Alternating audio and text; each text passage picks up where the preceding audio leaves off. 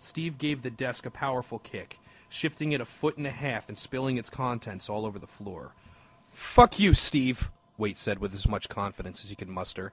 "First of all, Sarah isn't a thing. She's not some icon that represents your happiness. She's a woman. And second of all, I didn't take shit from you. She left you. She fucking walked out on you. If you were so goddamn happy, then why did your wife leave you? Because you're a lousy husband and a drunk, that's why. Because the only person you give a fuck about is yourself.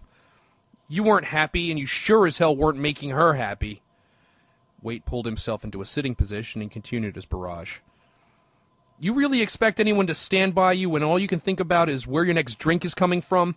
Get a fucking grip, man, and stop blaming other people for your problems. When I met Sarah, she was already well shed of you. If you want to blame someone, blame yourself." Waite looked at the big man, expecting him to charge, waiting for the beating that would signal the beginning of the end. He almost welcomed it. At least then he could press charges and have this creep out of his life for good. Steve didn't charge. In fact, he had tears in his eyes. He seemed to look around the office in wonder, as if he'd just woken up there and wasn't exactly sure where he was. Then he slobbered one arm across his tear and sweat-streaked face. "Sorry," he said simply in a childish and almost inaudible voice, and stumbled into the chair he'd earlier refused and sat with his hands covering his reddening face. "Oh, God, I'm so sorry, Sarah," he sobbed into his palms. Waite looked at him in disbelief, but he couldn't help but feel bad for the big man. He shook his head and crossed the room, actually putting his hand on Steve's massive shoulder. This was bizarre, but at least he wasn't wrecking the place anymore. Steve continued to weep openly. "I'm sorry about the phone, Lawrence," he said pathetically. "Don't worry about it. It's just a phone." "I'm just glad it wasn't my face, you fucking psycho," he added in his head. "I really am going to need you to leave now, though, Steve," he said instead. "I have a lot of other appointments to keep today." Steve nodded dumbly as he got to his feet, his eyes swollen and puffy. He stumbled to the door and out into the hallway. Waite followed him in amazement, watching him walk awkwardly down the hallway and through the waiting room. Rebecca was already there when they came out, listening by the door with her cell phone in her hand. "Do you need me to call the police, Dr. Waite?" she asked him. "No, I don't think so. I think it's going to be okay for now." She nodded and put her cell phone in her breast pocket. "That guy is really scary. You should get a restraining order or something." "Yeah, maybe," he agreed, running his fingers through his hair. Then he turned and went back into the office to straighten up. Annie Bauman lay on her bed relaxing. She was stressed out. But if yoga class had taught her anything, it was how to separate herself from her stress. She wore a simple white tank top and cotton panties, digging the toes of her bare feet into the crushed velvet of her bedspread, loving the way it felt on the soles of her feet and against the back of her naked arms. The television in front of her played some old sci-fi movie, but she turned the sound off and put the subtitles on. Instead, she listened to a tape recording of a thunderstorm. The sound of rain had always helped to relax her when she felt stressed like this.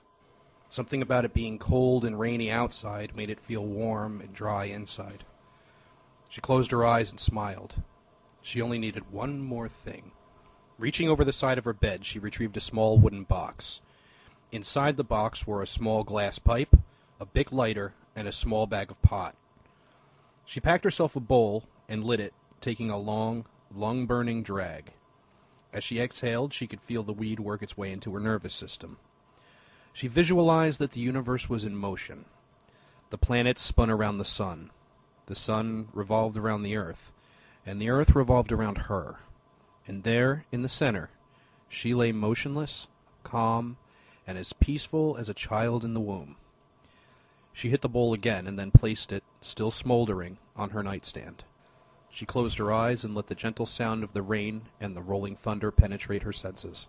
She felt her muscles relax, but she couldn't get rid of that one last knot in her neck. She thought it must be a physical representation of the stress she'd felt all week. She spent an awful lot of time trying to get a job with the Department of Public Safety. She was making just over $40,000 a year. That was most she had ever made in her life, and the job held the possibility of making her a lot more.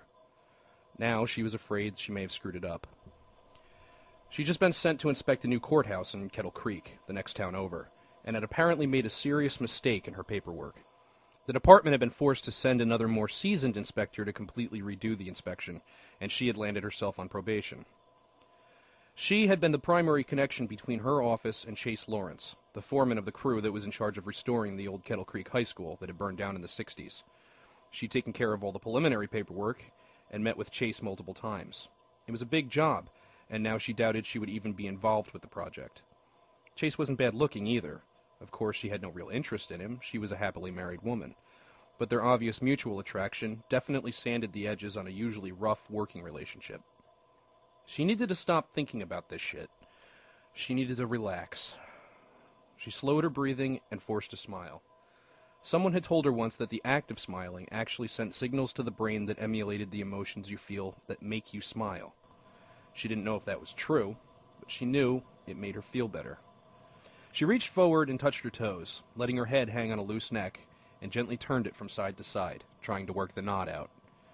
Maybe she would ask Henry, her husband, to massage it for her when he got home. She ran her fingers up the gentle slope of her legs, feeling the smooth flesh, and the one slightly stubbly area just below her kneecaps that was impossibly difficult to shave. Up along her thighs, and then to the hem of her panties. She imagined that they were Henry's hands. A good fuck would certainly help her relax. She rolled onto her side, taking her pipe from the nightstand and taking another hit. Okay, now things were starting to get groovy. She felt tingly and a little hungry and very horny. She got up and crossed the room looking through her CDs for something to listen to. Pink Floyd. Yeah, that's the ticket. She laid back down and let Roger Waters' strangely hypnotic voice take her back to the laser light show that Henry had taken to her on one of their first dates.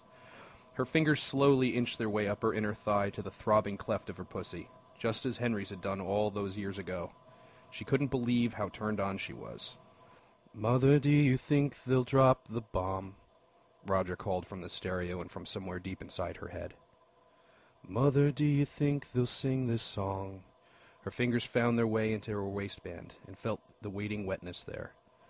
"Mother, do you think they'll try to break my balls?" She worked faster, feeling the pleasure building in her stomach, remembering the first time that she and Henry had made love.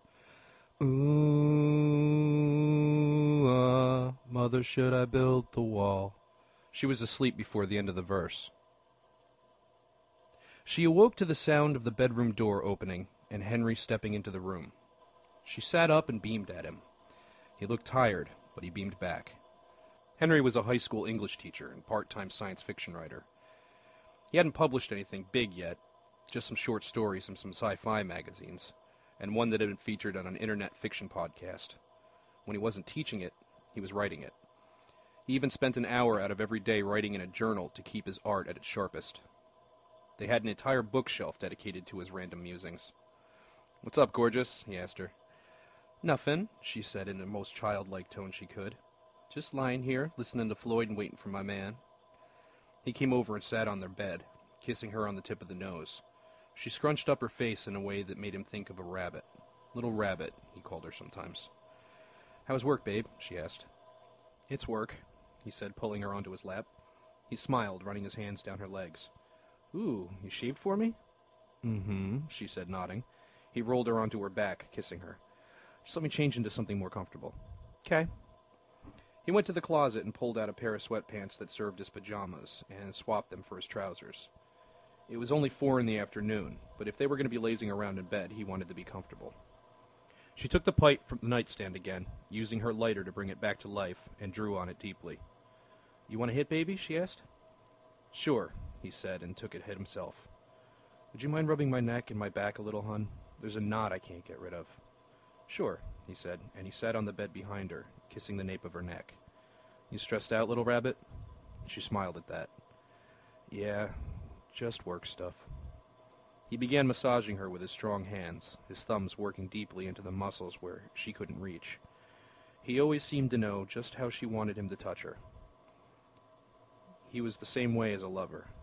They'd always had that kind of connection. "Tell me about it," he invited.